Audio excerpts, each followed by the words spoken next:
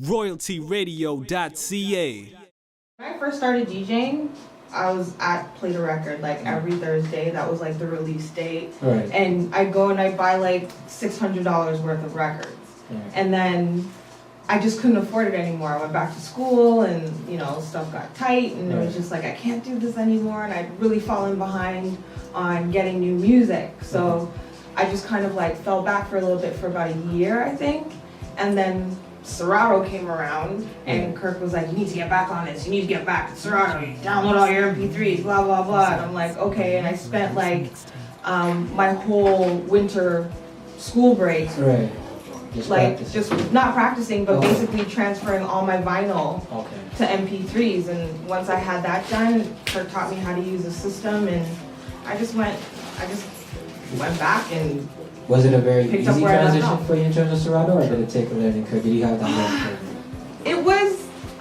It was somewhat easy. I mean, just try not to get technical. It's like I started off playing as if like Serato has this really cool thing where it's like you could play as if you were playing on regular vinyl. Okay. So that's how I started playing, like, on regular vinyl. And then after that, Kirk started teaching me the hotkeys and like how to loop and all that stuff like that. So that came as I got more comfortable playing Serato. Right. That came after, and now I just do things with my eyes closed. Okay, you got skills like that. Yeah, apparently. Of course. Of course. Do you remember the first club or the first place that you spent? Or what was the whole reaction when that happened? The first time I actually DJ'd at a club, it's totally first of all, it's totally different from DJing in your basement. Right. Was at this club in Scarborough called Sandoz. Okay. Everyone's face just turned. There's a Sandoz alumni in the building. It was a weekly Thursday night, I believe. Okay. It was Kirk from Four Corners, DJ Chief, Jester, and then whenever Lindo P felt like it, he would just come and get on the mic, and it would be like insane. Right. And I would open up for them, and at first it was really scary because the music was a little bit louder, and there was actually people watching, and my hands would literally shake when I would put the needle on the turntable. Right. But after about a few months, I got really used to it, and I would ask them like, hey, can I do a primetime set, or can I do whatever? And I just got more confident and comfortable. And of course, being a female in the DJ role, and like, how easy was it to gain that acceptance from your peers? Wasn't at first. Like when I would do clubs on my own, like without Kirk in them, like I would DJ with other DJs, and they'd kind of look at me like, okay, like what's this girl gonna do? And it's like I would always, I'm a non-confrontational person, so I was like, you know what? I'll play the early outs. I'll play before everybody. I'll let these guys do their thing, whatever, and then I don't know, I just started growing. I don't know what it was. I just grew some cojones, and I was like, "Yo, let me play prime time. And then I would just kind of like, and the intention was to show them that, hey, I'm not just here because I'm a female. I'm here because I'm trying to be as good as you guys. So that was my mission. Of course, being a DJ now, what are some of those frills that you get, or those perks that you end up getting? I don't know what you're talking about. What frills? It's crazy because it's like, as a DJ, it's weird. It's like a catch-22. It's like, as a DJ, you're the most important component of the party. Because if you're not there, there's no party. Right. But it's like you play such a background role because once people start coming to the event, it's all about them. They're dancing, they're drinking, they're having a good time. Right. And it's like, and then you start, you're now no longer the focus. Right. But the way DJing has evolved, it's like the DJs kind of created, like with all this branding and marketing, it's like DJs have created this kind of superstar aura around them. So you see a lot of DJs jet setting and traveling and doing parties with celebrities. So it's like, I mean, if that's your focus and that's your goal, then those would be the frills and the perks. Okay. But I mean, if you're just like, somebody that wants to get behind two turntables and a mixer and make people dance, then I'm sure that's probably the most fulfilling frill or perk that any DJ can get. Yeah. Most definitely. Yeah, I got a question. Yes. Just because female DJ, and it works different for female DJs. I've always wondered this, is that, do you ever get the guy that comes up to the DJ booth and is like, hey Lissa, looking at an essay. Wow, guy. I was wondering maybe if I could get your number, and you're like, okay, maybe I'll give you my number, and then he's like, here's my mixtape. Maybe if you could give it a spin. Yeah? Wow. Yo, sorry, I didn't mean to do that. All the time. Thank you.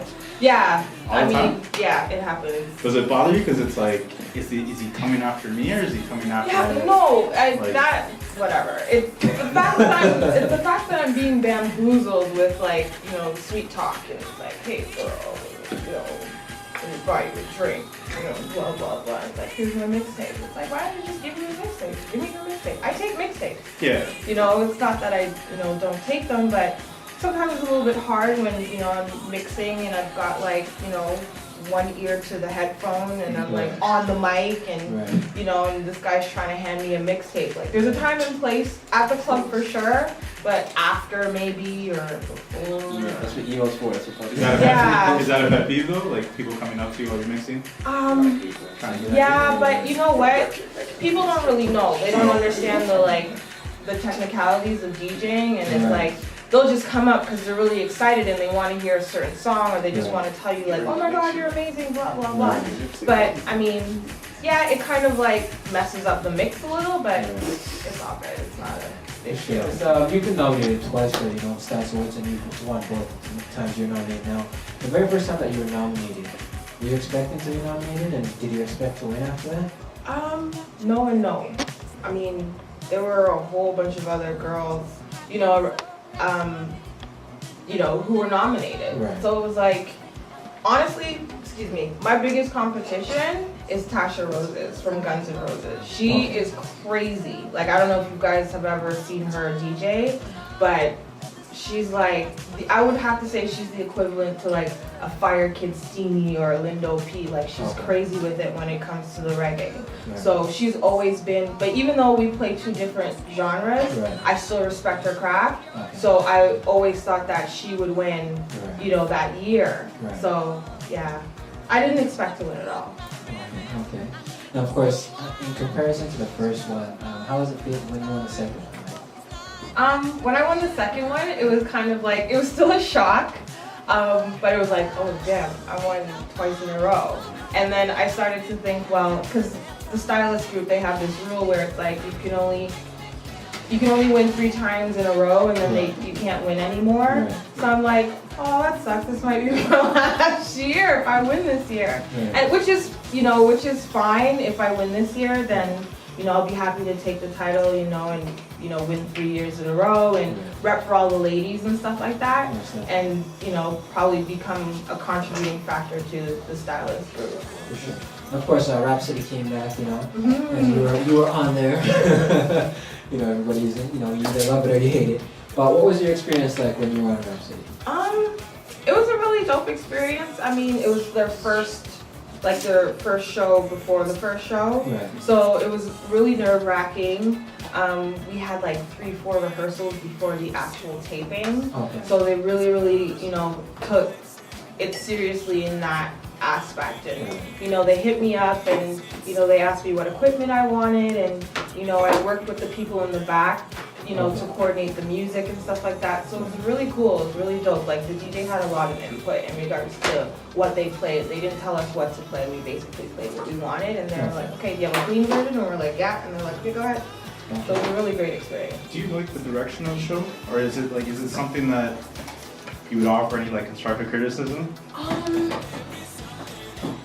First of all, the show's too short.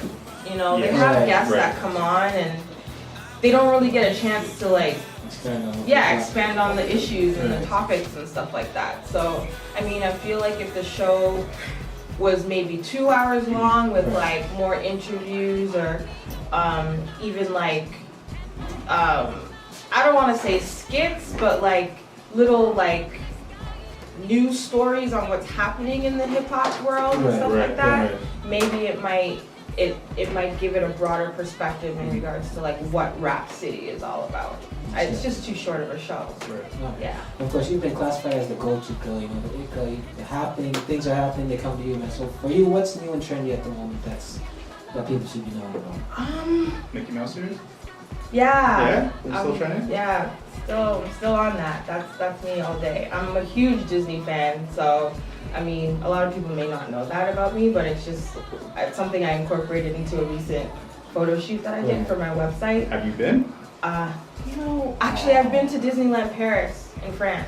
That doesn't count. That's not the same. That's not real. Okay, fine. Oh, Royalty Radio doesn't. Maybe on those other shows. But no, I haven't. I hope to go soon. Maybe I might get a gig out in Florida or something. Alright, most definitely. So, I mean, yeah. But as far as stuff that's trending right now, I mean, I'm also a huge fashion fanatic. Like, I'm into like a lot of different designers and stuff. So, just recently, Toronto Fashion Week was last week, and pretty busy, DJing some fashion shows like and stuff like that, and events and stuff. So there's a lot of amazing Toronto designers doing their thing. Anyone stand out to you? Greta Constantine, Okay. they're pretty dope. Line Knitwear, they're pretty dope too. And I mean, on the streetwear side, Legends League has a really dope line of like hats and shirts and stuff like that, and I rep them, and they're huge fans and supporter. Well, Brian is a huge supporter of the DJ Lissa Monet, blah blah blah. Right. So I mean, those are the three designers that stand out to me right now. Okay, most definitely. Change my world, just like in the movies. Two lovers in a scene, and she says, "Do you love me?" And he says, "So